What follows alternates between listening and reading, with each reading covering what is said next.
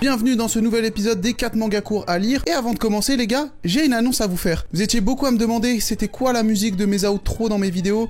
Et en fait c'est tout simple, bah c'est moi. Et la deuxième réponse c'est est-ce qu'elle va sortir? C'est oui. Je vous laisse le petit trailer juste ici. J'ai mis le que moi j'ai la fame. Au Japon elle me DM. J'suis décalé, ouais j'ai la flemme.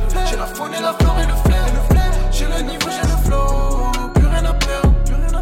Encore en vie mais j'suis mort. Grosse la merde. Donc je vais rapper, je m'étonne pas. Tous ces millions ça m'attend pas. Elle me trouve mignon donc je la pèse. Tous ces câlins moi j'en veux pas. Je raccroche tout le temps, elle me rappelle. Je suis bloqué, je suis dans une impasse. Sur la lune j'observe la terre. J'ai vu sur la merde, je regarde les étoiles. Voilà, ça sort le 7 juillet 2021 et pas 2024. Bah j'espère que vous irez l'écouter dès que c'est sorti. De toute façon j'en parlerai sur Twitter et Instagram. Et bref, on va commencer avec le premier manga. Et ce manga est un gros coup de cœur puisqu'il m'a énormément touché.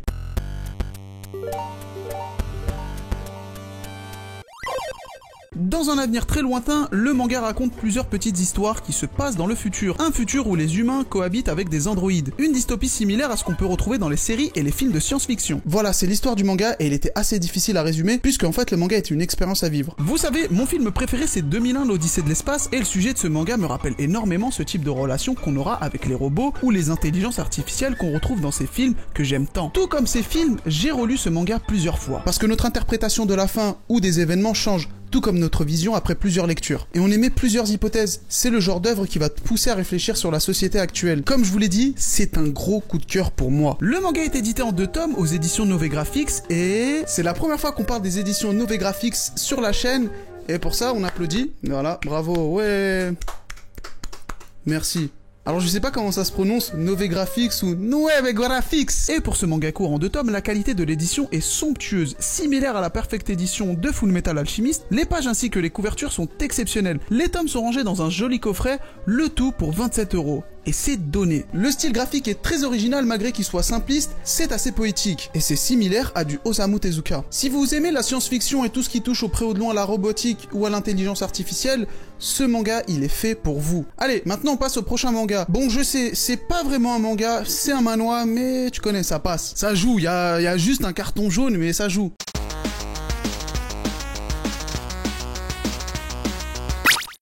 The Breaker raconte l'histoire de Shin-woo, un jeune étudiant coréen qui se fait souvent tabasser par les furieux de son école. Un jour il découvre que son prof remplaçant Chun-woo est un expert en arts martiaux. Shin-woo demande à son prof de lui enseigner les arts martiaux afin qu'il puisse se défendre. Et en parallèle, ce fameux Chun-woo n'est pas uniquement un prof, puisque c'est un personnage intrigant et spécial. Alors j'aime beaucoup ce manhwa, et en plus de ça, l'œuvre s'inspire énormément de GTO. Chun-woo me rappelle énormément Onizuka, et il y a même un moment où le type défonce la voiture du directeur, tout comme Onizuka avec la cresta du prof là. Comment il s'appelait le prof déjà? Le directeur qui en voulait à Onizuka. Ce dirlo, ce salaud.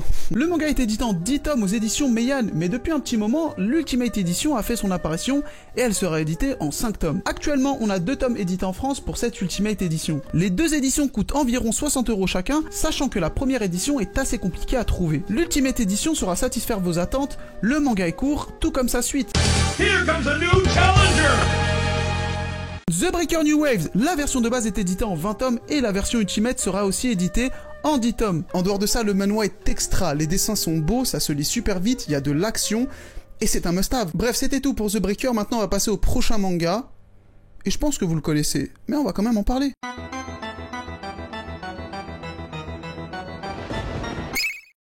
Death Note Short Stories raconte plusieurs histoires autour de l'univers de Death Note, notamment l'histoire de Minoru Tanaka, surnommé Akira. C'est l'histoire la plus intéressante du manga puisqu'il révolutionne l'utilisation du Death Note. Et malheureusement, résumer cette histoire vous reviendrez à vous spoiler. Et j'ai pas envie de vous spoiler. Le manga est édité en 1 tome aux éditions Kana dans la collection Dark, il coûte environ 7 €. Le tome est très beau, et posséder ce petit bijou pour les fans de la série est obligatoire. Je suis fan de la série, donc c'était tout pour Death Note Short Stories. Mais avant de passer au 3e manga, je vais te demander de mettre un petit like et un commentaire et me dire bonjour. Et là maintenant on va passer au prochain manga.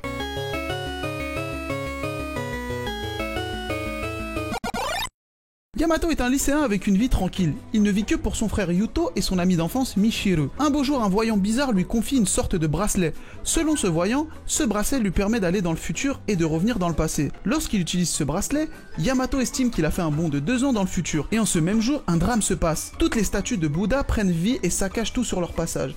À ce moment-là, Yamato remarque un truc. Il n'a pas fait un bond de 2 ans comme il le pensait, mais de 5 minutes. Autour de cette fin du monde similaire à un drame dans l'attaque des titans, Yamato va essayer de comprendre ce qu'il se passe. Ce manga m'a énormément surpris. L'ambiance qui s'en découle me rappelle énormément l'attaque des titans. Une histoire avec 3 potes d'enfance qui sont inséparables, des grands Bouddhas qui pètent tout sur leur passage similaire à des titans, et en plus de ça, sans vous spoiler SNK ou même ce manga, il y a énormément de similitudes entre les deux, mais la bonne nouvelle c'est que 5 minutes forward, on va dire 5, hein. Mais la bonne nouvelle, c'est que 5 Minutes Forward reste unique dans son genre. Le manga est édité en 7 tomes aux éditions Kana dans la collection Dark. En France, on possède les 6 premiers tomes pour l'instant, et le 7ème devrait être disponible le 9 juillet 2021. Et voilà, c'est la fin de cette vidéo, j'espère qu'elle t'aura plu, en tout cas à moi, oui.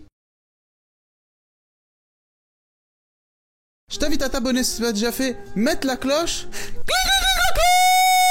Mettre un petit commentaire, me dire ce que tu penses des mangas que j'ai présentés. N'hésite pas aussi à dire quelques mangas courts, ça m'aidera aussi pour les prochaines rubriques. Un pouce bleu et partager la vidéo, c'est gratuit, ça me fait plaisir. Nous, on se retrouve pour une prochaine vidéo. Salut! J'ai mis le que moi j'ai la feuille. Au Japon elle me DM. Je suis décalé, ouais j'ai la flemme. J'ai la faune et la flore et le flair. J'ai le niveau, j'ai le flow. Plus rien à perdre, plus rien à perdre. Encore en vie mais je suis mort. Gros c'est la merde, donc je vais rapper, je m'étonne pas. Tous ces millions ça n'entend pas. Elle me trouve mignon donc je la baisse. Tous ces câlins, moi j'en veux pas.